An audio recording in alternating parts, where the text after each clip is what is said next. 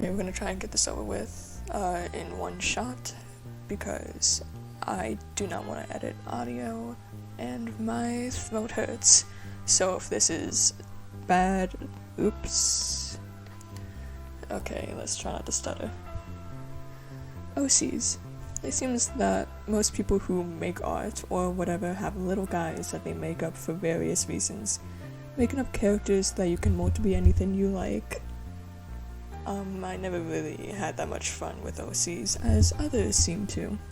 I made OCs, of course, but I always fell into the trap of trying to capture the vibe or what I enjoyed about whatever fandom I was in at the time. I still do that, trying to see if I can take the elements of something that I adore about a source material and mold it into my own. But when your goal is trying to recapture something that already exists and is right there, you're gonna run out of steam relatively quickly. Always been a primarily fandom bitch at heart.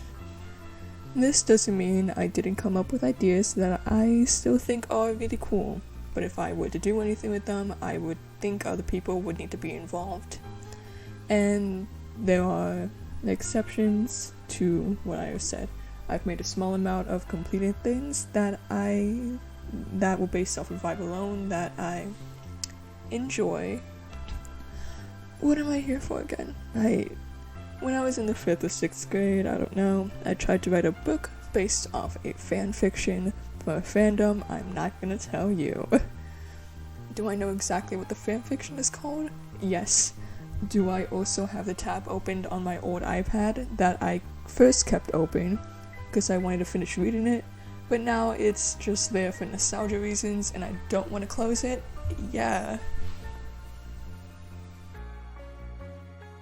Even as like a 5th or 6th grader, I got progressively more and more annoyed by how this fanfiction, how they were messing up the emotionality and the trauma of everything that they set up, I think, really well. I was so actually disappointed that they were brushing off all the genuinely interesting horror aspects and making everything just soft. So little me wanted to try and both capture what I liked about it and see if I could tweak what I didn't like. Did I do a good job? Probably not. No, I did not. I can say that for certain. But we're not talking about the 60 or so pages of story that I wrote in a little notebook that I have. I'll try and restrain myself and just talk about the redesign in the main character, Rudolph. Yes, I'll talk about the name a little bit later. In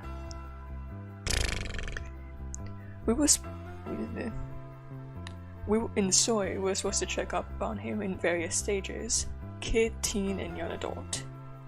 As a kid, until he was like 7, he was kept in a secret organization / underground facility. I don't think I ever actually came with an idea of what they were.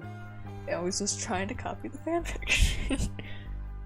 Along with hundreds of other people who seemed to be preparing for something big, like a war or something, I don't know. Experiment 53 was a laboratory experiment intended to be a weapon for war. That's right. That boy can shapeshift into a monster. This is an original concept, I know. There's another kid in the base that seems to be treated with a different kind of gravitas than anyone else there, especially Experiment 53. But this ain't about him right now. He's an important character, but we're not talking about him right now. We get some classic experimentation / child abuse.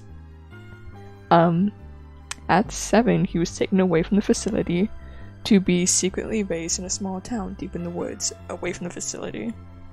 He grew up extremely isolated, and currently really only saw 3 people for like 3 or so years, and was quite cool, and was quite socially inept.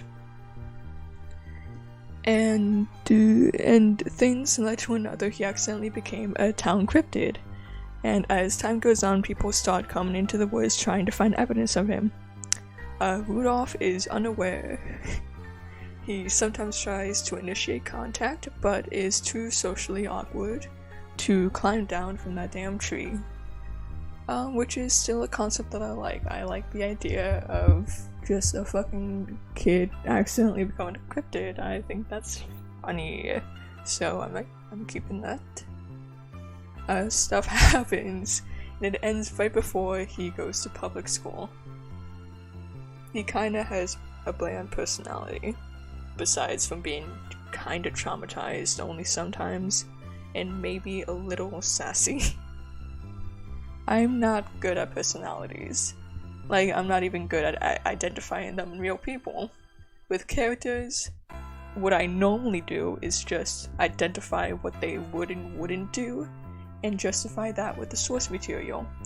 Not to say I can't have new ideas with a character, but categorization and descriptions like of the personality department do confuse me. So this is hard for me, let alone back then. So there's not even a lot I can preserve with the original personality.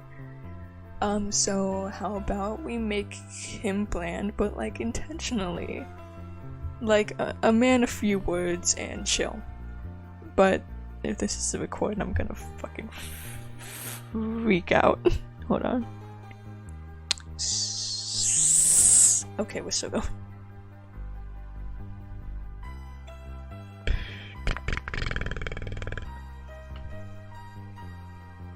Like a man of few words and chill, but this is like an intentional thing that he's constructed.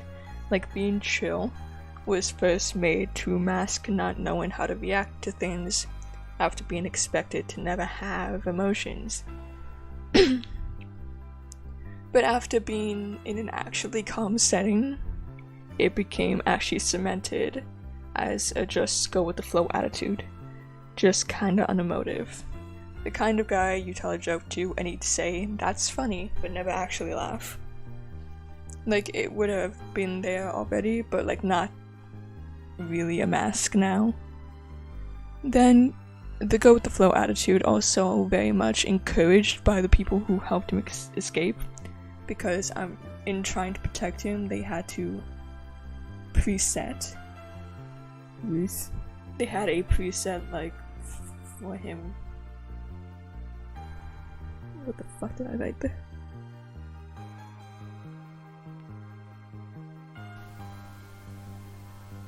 Oh, life.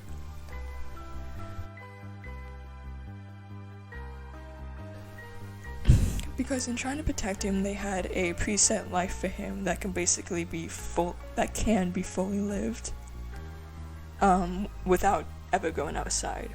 He understood why and was kinda okay with this. He has passions. I like the idea of having like him having like a pretty popular like art social media account that no one knows about. I'm thinking it might be like ceramics or something. I don't know, that's just a character trait I wanted to give him. And like best case scenario for his life, like if it just went to plan, is that when he's like 40 or something, he would open a little pottery studio in town and teach. Despite being chill, when his emotions do get genuinely really intense, that's when his emotions actually show. Just kind of explosive. Like he can be sitting there having a good time, but then he can be sitting there having a good time, but still kind of neutral faced. Then suddenly gets so obviously overjoyed that he starts loudly laughing to himself. Just sitting there kind of bummed out, then he gets so overwhelmed that he bursts into tears, full on crying. Same with anger and any other emotion.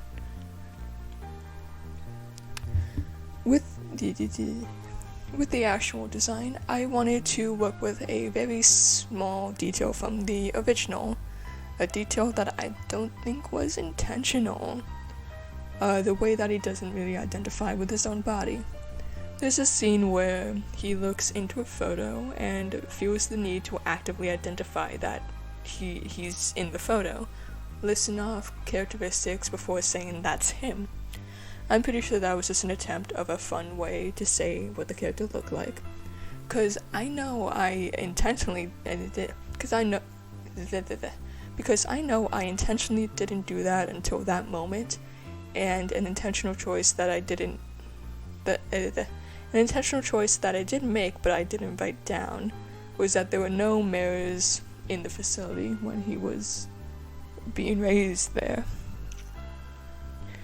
I don't think I fully thought it through, but I think that's a neat idea. The purpose I'm assigning to that choice is so in the facility is that Rudy didn't fully identify with his body, and so hopefully he wouldn't feel any reverence for it and really couldn't identify something wrong happening with it as disturbing because that isn't him. So the people at the facility could have like more power over it. I don't know how to word that. More freedom. I don't know how to word that. This is also for the facility. This was also mainly a backup to his body actually just be treated like it was nothing, like it was supposed to be combined into him, like not giving a shit about himself that much. Anyways, this is to say that he had a hard time identifying with his body, and so made the active effort to try and make it something he at least liked looking at and was identifiable. Hence, the fashion. Very much loves more intense fashion, but doesn't stick to one style for very long. Jumps from cottagecore to mall goth in like a month's time. But this is something made difficult because he is not allowed to make permanent changes to himself. Nothing that couldn't be changed very quickly if they needed to go on the run and hide their identities. If that wasn't the case, he'd have a decent amount of piercings and tattoos. For the lineup, because he switches up so often, I didn't know to draw him in when he was a teen. So I just put him in a random assortment of clothes that he had, which I think did tend to happen more and more as he got older. He never fell out of love with fashion, just got more lazy with it, and slightly more comfortable with his body as a whole. He grew to enjoy just being comfortable, but still wanted to look striking in some way, which led to my beloved loungewear with big statement piece. I love doing that. Identified here with him in pajamas, sandals, and a expensive coat with fur trimmings. I like to think someone gave him that coat, so he has no idea if it's worth anything, which it very much is. The braid is 'cause I like it, and the shitty mustache is 'cause he thinks it looks cool. Fun fact: most of his body cannot grow hair, at least normally, due to it being fake-ish. So either the mustache is fake, or it took him like a year or so to grow it, and would be devastated if he needed to shave it. Other facial things don't really have real thought behind them. The things I kept from the original is that he was dirty blonde. Okay, the monster design. Monster designs are hard. They're really hard. The original was generic. Tail, sharp teeth, claws, just animalistic features. The traits are classic, but not very interesting. I wanted to try and communicate just a general instability, because this is needed to cut this out. A general instability. So I went with the idea of the real body not really being able to fit inside the shell. This wasn't supposed to be how it looked or worked out from the facility. How some parts don't work at all. But it's what they have. Most of the human body consists of hidden plating that can sort of open in an attempt to let out more of the gory and deadly appendages. Though this isn't on every part of his body. The only real reason he has a human form is for blending in before hopefully going ballistic, like setting him into like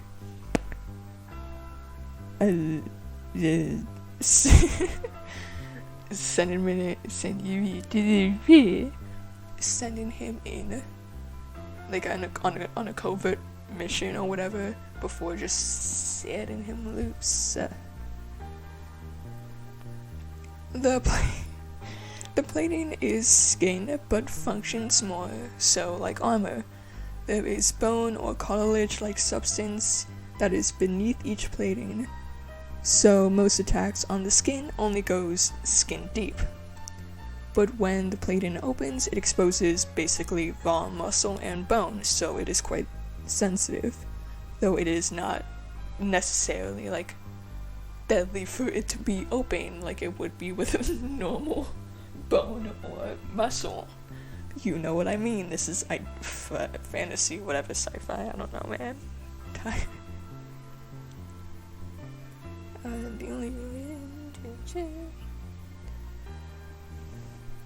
These new bone-like appendages are poisonous, including the fucked up scorpion tail. The tail is there as a homage to the old tail. Also because the backside looked empty without anything there. The scorpion bit was just to hopefully communicate the poisonous aspect without you having to hear me say that it is poisonous. Hopefully you can see the scorpion tail and go, poisonous. Also, the tail is fleshy and is like a finger with a shit ton of knuckles, because I want him to be gross, and I wanted to, and not in the script, but I think the tail can crack like a knuckle. I think if you tug it, that's nothing. That's nothing.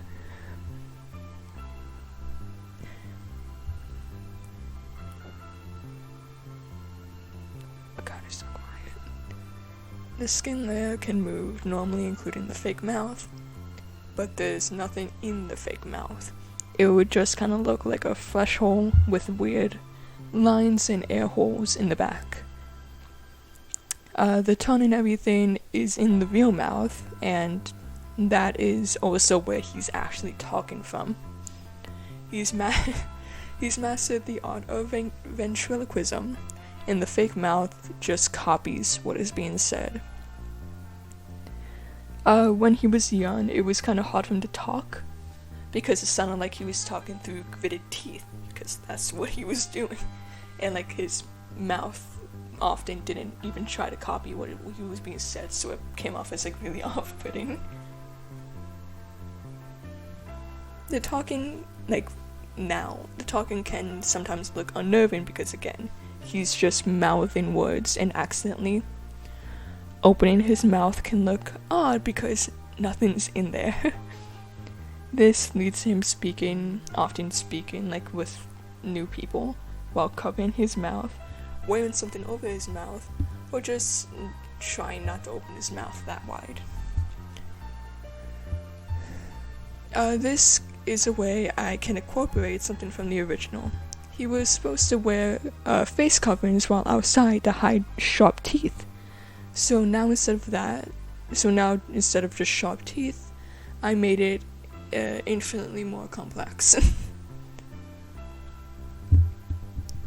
Also, the real mouth can kind of launch out like that one eel. You know, that one eel. I'm not googling it right now. Future me, just put a fucking image of that one eel. You know what I mean? Just, yeah. I'm doing like a hand motion, like you can see.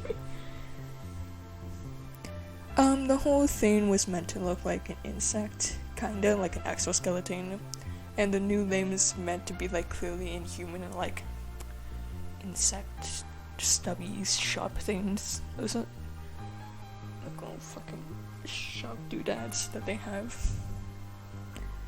I don't know shit about biology or human anatomy, or like a real effort for anything to be like realistic in this. So this clearly doesn't make any actual sense, but I'm hoping the rule of cool wins out with this one, so I kind of fucking putting all my money on this actually being cool to anyone else. Anyways, his name, Rudolph. I remember when I thought of it, right after I got my hair cut short, like actually short for the first time. I was in the shower and just like thinking about the story, like, and I just whispered Rudolph to myself because he's, you know, a misfit. Like Rudolph is the land of misfit toys. Like for Rudolph, I don't know what happens in that movie anymore, but like he's a misfit. Oh my god, the correlation. I'm so bad with names. There's, I remember like there's another character in the story, like his friend, like Rudolph's friend that he meets at one point. And I remember I was like sleeping over at like my cousin's house, and I was like on baby name websites because I wanted it to be like a kind of like fun, unique name. And I remember like the name having like a meaning or something, but I do not remember right now. But it was Noe, like Noe. I think that's how it's pronounced. And I went, fuck yes, that's what I'm naming him. So like the kid's name in the story is Noe. I think that's crazy. I'm losing my mind. Anyways, I'm bad with names. Anyways, fuck you, I'm keeping the name. It sucks so much, and I'm keeping it. His name will forever fucking be Rudolph. I don't care if you think it's stupid. I don't care. His name is gonna be Rudolph. I don't know who gave him that name at this point. I don't know if he did. I don't know if one of the fucking people he lives with thought it'd be funny. Or like, I don't know. I don't care. He's keeping the fucking name. But like, to appease someone out there, he's mostly gonna go by Rudy. It's a more normal name than Rudolph. I know, I'm getting like defensive over this. It sucks. The name sucks, and that's why I'm keeping it. The same thing with the fucking mustache. It sucks, but I'm keeping it. But again, I want that's all you're getting. That's all you're getting of this beautiful, fantastic, the fantastic world I made. Because it's fucking rad. I'm losing my mind. Okay, this is all you're getting of this thing, unless you tell me you want more. Again, there's 60 pages that I wrote in the 5th or 6th grade of this. So much shit that I can talk about. But you're not getting that until you tell me you want it. Because I'm not wasting my time. Anyways, this story's supposed to be focused on fucking Rudolph. I'm cursing a lot because I'm getting overwhelmed. That's all you're getting for now of the story. That's it. And this thing was focused on Rudolph, and again, there's a lot more. I'm rambling. Bye. If this didn't record well, I'm gonna blow something up.